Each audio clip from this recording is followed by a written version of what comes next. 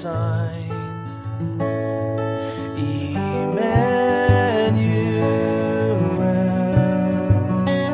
our God with us. Emmanuel, our hope, our trust.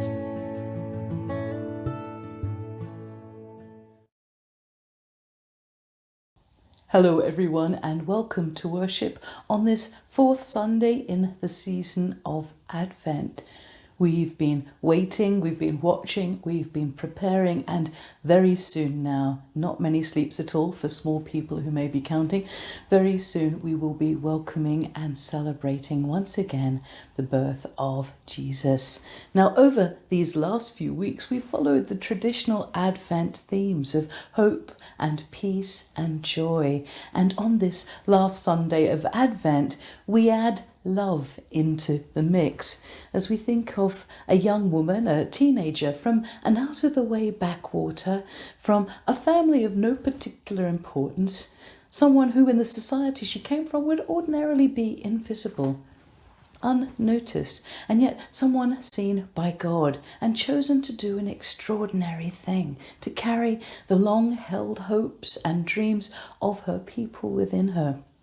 And to see that hope born in flesh and blood in the birth of her son, Jesus, on what was the very first Christmas day.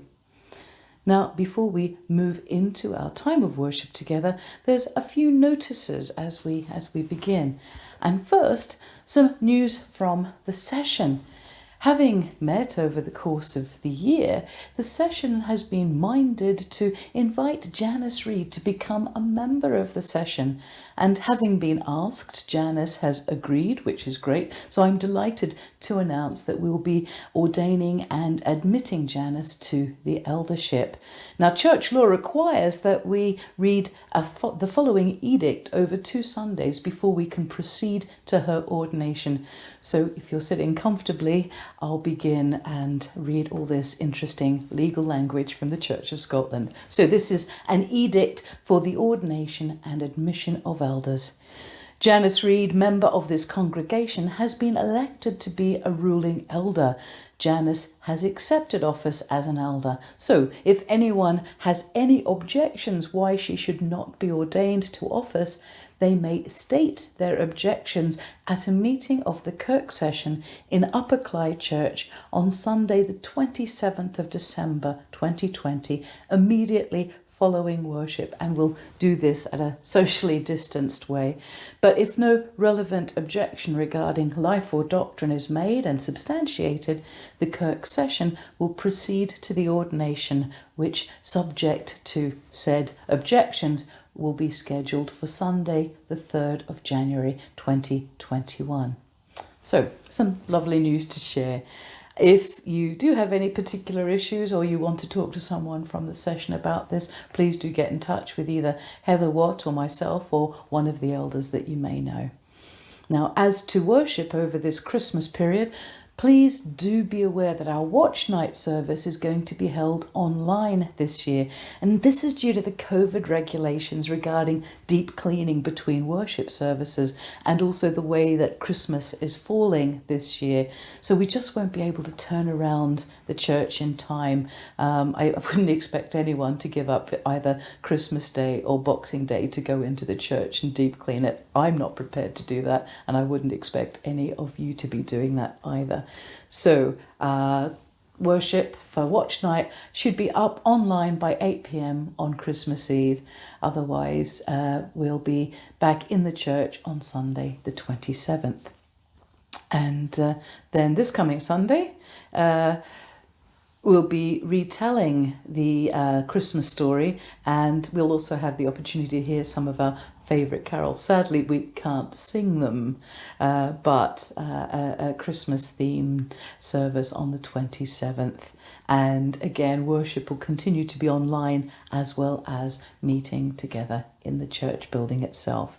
Now, for those of you who would like to come to the church to attend worship on Sunday, don't forget to book your place by getting in contact with Janet Telfer. And the cut-off is 7 p.m. on Saturday evenings.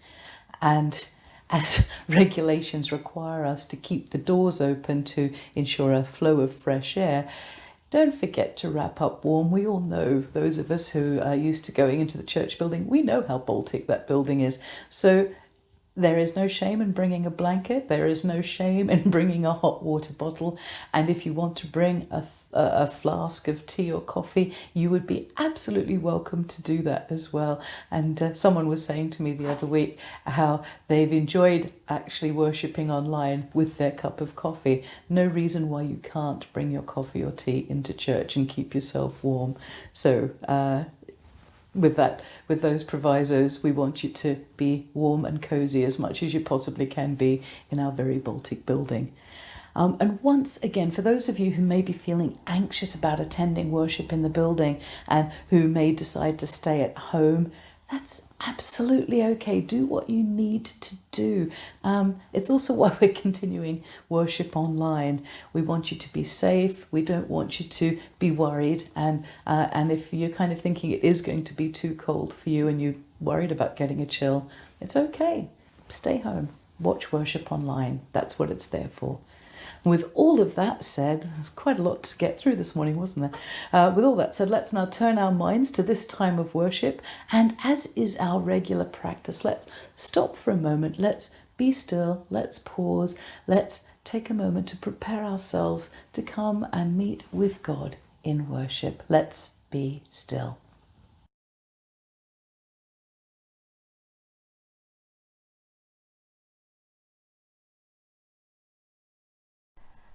It seems the best laid plans of mice and men are at play at the moment. Having recorded the announcements earlier before the First Minister's statement, a little update. In light of the First Minister's statement on Saturday evening and in consultation with the Kirk session, we've made the decision that we will not now be opening up the church building for worship. We just don't think it's a very sensible idea at the moment. We're going to bide our time. We've waited so long. It's not going to hurt us to wait a little bit longer.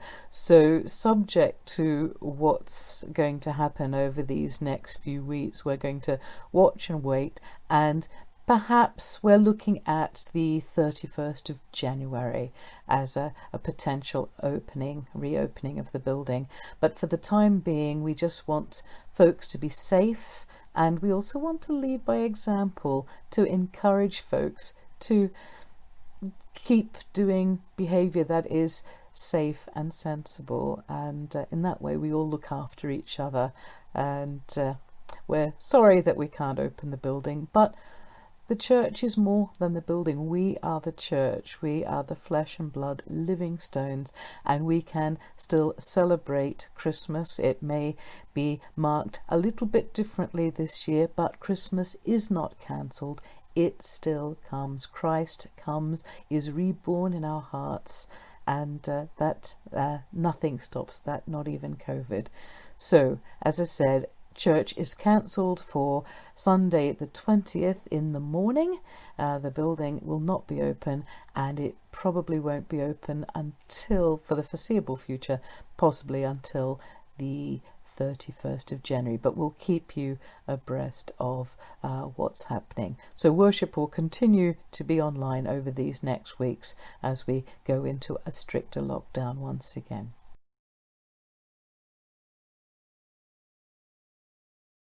The season of waiting and watching nears its end. The scene is set. The angels are gathering. The animals are sheltering. The shepherds are hurrying. The story will be told, and God will be with us. So gathered together as God's people, let us worship God. Our opening hymn is "The Angel Gabriel from Heaven Came."